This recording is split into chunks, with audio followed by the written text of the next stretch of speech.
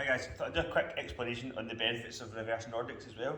Just because it's quite an unusual exercise and sometimes you might wonder, maybe you don't, you might wonder what the goal of them is. So the reason it was in my head is because I just made a video about the pelvic, the neutral pelvis and engaging the glutes and keeping that position and how some people naturally have that hyperextension position.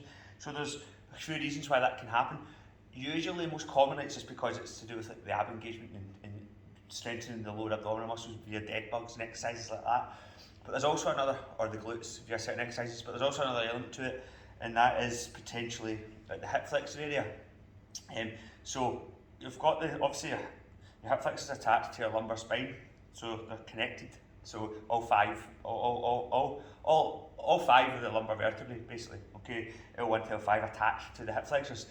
So if this area is tight, it's going to pull the pelvis down a little bit, and which will cause that hyperextension that we're talking about. So if this area is a bit like just chronically tight in you, you might be someone, you might not be, I'm just kind of like throwing darts at the wall here, right? You might be someone that has that sort of hyperextension position, you might not be, okay, because you might have a good strong core that sort of helps offset that a wee bit.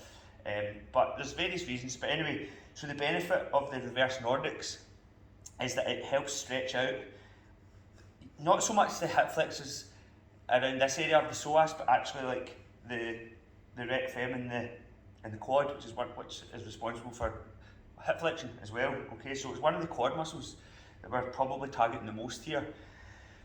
So when you go back the way, you're essentially lengthening it, so you're stretching it, but you're also doing it under load.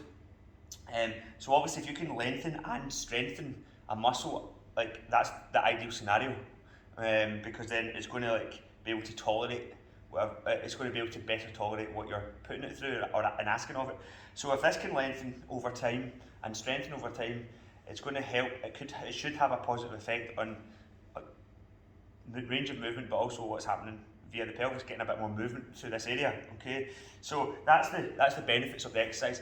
So it has a sort of like, it would come under, like I would argue it could come under the whole concept of posterior and core and hip stability, even though the exercise itself does something slightly different because it's multifactorial, like these sort of areas. So anyway, so you just get into your position, gently squeeze your backside, okay, pelvis is neutral, and then you just try to go back. Okay, so this is it, this is a loaded stretch. Okay, just try to go back and then come forward again, and you'll feel it running up. Okay, so that's all you're doing. Gently squeeze the glutes, and you'll probably notice that the more you do these, okay, once you're warmed up, I'm not warmed up, right? But once you're warmed up, you might find you can go further because the muscle's getting stretched. Okay, so a loaded stretch at that. So that's the benefit of a reverse Nordic. It's worth doing, and it's why it's in quite a wee bit, and it's why it's in this week as well. Okay, cheers.